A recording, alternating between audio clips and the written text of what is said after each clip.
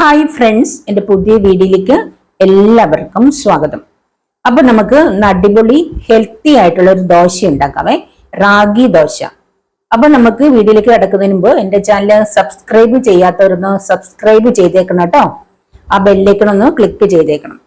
അപ്പൊ നമുക്ക് റാഗി ദോശ അഥവാ പഞ്ഞപ്പുൽ ദോശ എങ്ങനെ ഉണ്ടാക്കുന്നത് നോക്കാം. ഇത് ഷുഗർ ഒക്കെ ഉള്ളവർക്ക് കഴിക്കാൻ പറ്റുന്ന നല്ല അടിപൊളി ദോശയാണ് കേട്ടോ. വളരെ ഹെൽത്തിയാണ്. അപ്പൊ നമുക്ക് ദോശ എങ്ങനെയാണ് ഉണ്ടാക്കുന്നതെന്ന് നോക്കാം. അതിനായിട്ട് നമുക്ക് ഒരു ഗ്ലാസ് റാഗി എടുക്കാം. പഞ്ഞപ്പുല്ല് ഒരു പാത്രത്തിലേക്ക് ഇടുക. ഒരു 1/4 ഗ്ലാസ് ഉഴുന്നും കൂടെ ആ കൂട്ടത്തിൽ ഇടുക. 1/4 ഗ്ലാസ്, ഒരു ഗ്ലാസ്സിന് 1/4 ഗ്ലാസ് ഉഴുന്ന ഉണ്ട് കേട്ടോ. അപ്പൊ അതിലേക്ക് നമുക്ക് 1 സ്പൂൺ ഉലുവ കൂടി ചേർത്ത് കൊടുക്കാം. അതിന് ശേഷം നമുക്കത് നല്ലവണ്ണം ഒന്ന് കഴുകിയെടുക്കുക കേട്ടോ. 2-3 തവണ ഒന്ന് കഴുകിയെടുക്കണം. അപ്പൊ ഇതിനകത്ത് മണ്ണൊന്നും ഇല്ല കേട്ടോ. മണ്ണൊന്നും ഇല്ലാത്തതാണ്. ഞാൻ വിചാരിച്ച മണ്ണ് കാണുന്നു. മണ്ണൊന്നും ഇല്ല റാഗിക്കകത്ത്. നല്ല ഇതാണ്, നല്ല റാഗിയായിരുന്നു കേട്ടോ. അപ്പൊ മണ്ണൊക്കെ ഉണ്ട്, നിങ്ങൾ അരിച്ചൊക്കെ എടുക്കണം കേട്ടോ. അങ്ങനെ കഴുകി എടുത്തതിന് ശേഷം അതിലേക്ക് കുതിർക്കാനായിട്ട് വെള്ളം ഒഴിച്ച് നമ്മൾ വെക്കുക. ഒരു 7 മണിക്കൂർ നമുക്കത് കുതിരാൻ വെക്കണം, എന്തെങ്കിലും അരച്ചെടുക്കാൻ പറ്റത്തുള്ളൂ. അപ്പൊ അതിലേക്ക് നമുക്ക് ഒരു 1/4 ഗ്ലാസ് അവലും കൂടി ചേർത്ത് കൊടുക്കാം. അവല് ഇനി ഇപ്പൊ അരയ്ക്കാൻ നേരം അവല് ചേർത്താലും മതി കേട്ടോ. വെള്ളത്തിലിട്ട് കുതിർക്കണമെന്നില്ല. അപ്പൊ നിങ്ങളുടെ ഇഷ്ടം പോലെ ചെയ്യാം. അതിനുശേഷം അത് ഒരു 7 മണിക്കൂർ കഴിഞ്ഞ് കുതിർന്ന് കിട്ടിയിട്ടുണ്ട്. അത് നമുക്കൊരു മിക്സിയിലിട്ട് അരച്ചെടുക്കണം. അതെല്ലാം ഒന്ന് അരച്ചെടുക്കാം. പിന്നെ ഞാനതെല്ലാം അരച്ചെടുത്തിട്ടുണ്ട്. ഇനി അതൊരു പാത്രത്തിലേക്ക് ഒഴിച്ച് വെച്ചിട്ട് അതൊന്ന് പുളിക്കാൻ വെക്കണം. നമ്മൾ സാധാരണ ദോശമാവ് അരച്ച് പുളിക്കാൻ വെക്കത്തില്ല എന്ന് പറഞ്ഞ പോലെ ഒരു 7 മണിക്കൂറൊക്കെ നമ്മൾ പുളിക്കാനായിട്ട് വെക്കുക. എന്നിട്ട് തലേദിവസം രാത്രി അരച്ചിട്ട് പിറ്റേ ദിവസം എടുക്കുക.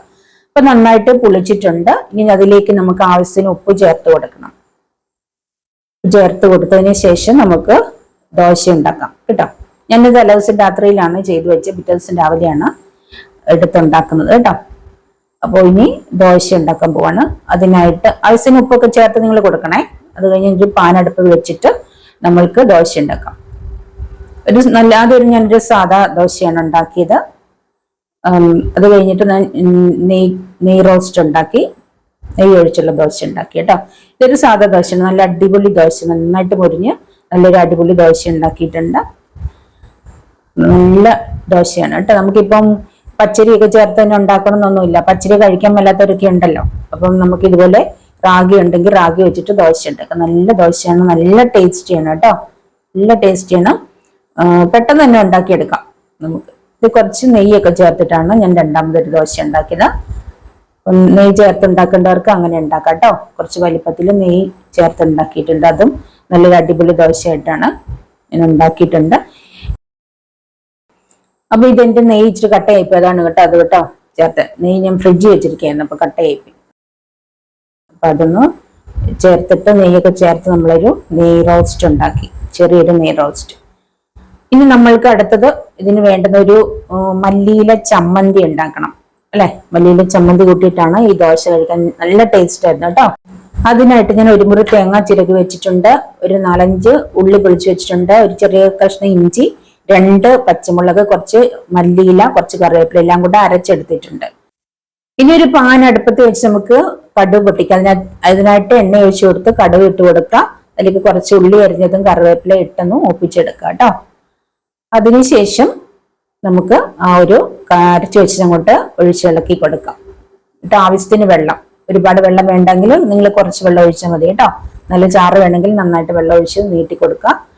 അതിനുശേഷം നമുക്ക് അതിലേക്ക് ആവശ്യത്തിനുള്ള ഉപ്പും കൂടെ ഇട്ട് കൊടുക്കണേ. എന്നിട്ട് ഇളക്കിയിട്ട് ഒന്ന് ചൂടാക്കുക. അപ്പം നിങ്ങളുടെ ആവശ്യത്തിനൊക്കെ ഉപ്പിട്ട് ഉപ്പ് നോക്കി എന്നിട്ട് ആവശ്യത്തിന് ഒന്ന് ചൂടാക്കി, ചെറുതായിട്ടൊന്ന് ചൂടാക്കിയെടുത്ത് കഴിഞ്ഞ് കുറച്ച് മല്ലിയിലും കൂടെ ഇട്ട് കഴിയുമ്പോൾ നമ്മുടെ മല്ലിയില ചമ്മന്തി റെഡി ആയി കഴിഞ്ഞു കേട്ടോ. നല്ല സൂപ്പർ ടേസ്റ്റ് ഉള്ള ചമ്മന്തിയാണ്. അപ്പൊ ചമ്മന്തി നമ്മൾ ആ ദോശയിലേക്ക് ഒഴിച്ചു കൊടുത്ത് നമ്മൾ ആ ദോശ ചമ്മന്തി കൂട്ടി കഴിക്കാൻ പോവാണ്. നല്ല സൂപ്പർ ടേസ്റ്റ് ആണ്, അടിപൊളി ടേസ്റ്റ് ആണ് കേട്ടോ. ഞാൻ ആദ്യമായിട്ടാണ് ഉണ്ടാക്കിയത്. വളരെ ഇഷ്ടപ്പെട്ടു. വീട്ടിൽ എല്ലാവർക്കും ഇഷ്ടപ്പെട്ടു. നല്ല അടിപൊളി. നിങ്ങളൊന്ന് ഉണ്ടാക്കി നോക്കുക കേട്ടോ.